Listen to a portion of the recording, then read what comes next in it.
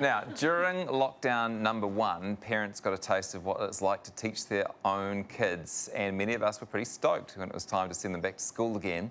But according to the Ministry of Education, hundreds of Kiwi families loved that experience so much they've decided to keep doing it. Auckland 10-year-old Oliver Reeve is a history buff and big into coding. Since lockdown 1.0, he's been learning about them from home with his parents, who are sharing teaching duties. Julius Caesar. What was he famous for? Was he? Yeah. There's a real range of reasons for homeschooling. Our reason was very much around mental well-being of our child. Going back after lockdown, he suffered from really severe separation anxiety.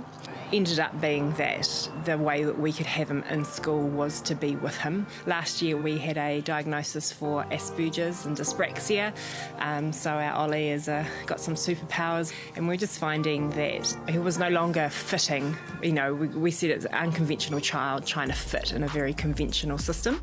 Parents who want to homeschool their kids have to apply to the Ministry of Education and make a case that they can teach them as well as a school would.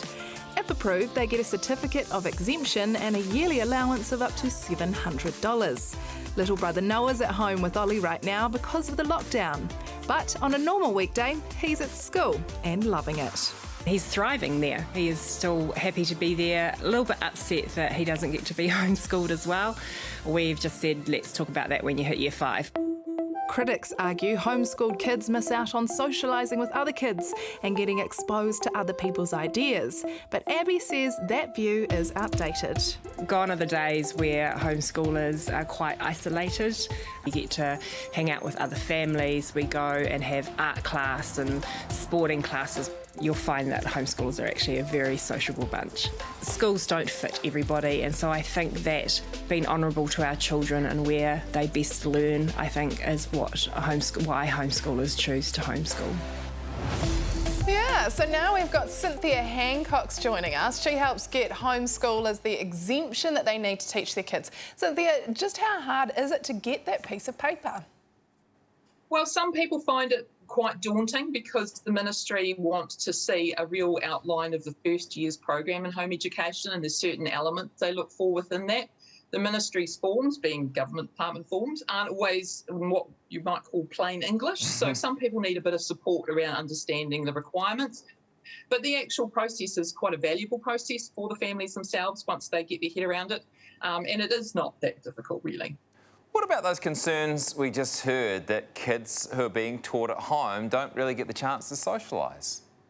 It's just not true. We consider that to be a myth in the homeschooling circles because there's lots and lots of opportunities of organised activities, community activities, meeting up with friends, wider opportunities, just everywhere really. Most homeschooled kids I know are more socially well adapted than the average school child.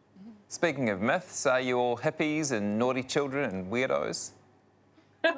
Absolutely not. I think back in the 70s and 80s, maybe there was a small portion of the homeschooling population might have worn that label, but in general, most home educators are just your average people who really care about their kids and their education. And subjects would have changed in the 20 plus years since parents were at school. How do they keep up to scratch? How do they keep up to speed? Well, the fundamentals of education haven't changed. Methodology changes over time, and that may be a good thing or a bad thing. But regardless, parents have access to lots of resources. They can learn from other home educators. They can do courses online. There's lots of different ways. We don't have to know everything when we start. We can learn as we go. I mean, we're all lifelong learners, and that's really what home education is about. Luckily, I do know everything, so that won't be a problem. So for people watching at home tonight, who might this be good for? What sort of kid might benefit from being schooled at home instead? Well, a child who is not finding the methodology of the school system to suit their needs very well, or a child who is particularly self-motivated, a child who perhaps is gifted in a particular area, a child who's needs additional support in certain areas. Really, just about any child can benefit from home education if they have an engaged and interested parent willing to support them. Well, Cynthia, super interesting. Thanks so much for talking to us. You're very welcome. Yeah, sorry, not for us, thanks. Our kids are going to be schooled. I think we get about a half an hour out of them at this stage, and then they learn very little from my wife and I being in the fetal position crying in the corner of the room. I don't think it's... Yeah, I could handle a bit of the teaching, but it's that 7 hours a day when they're not actually around to look after them that I would miss, I think.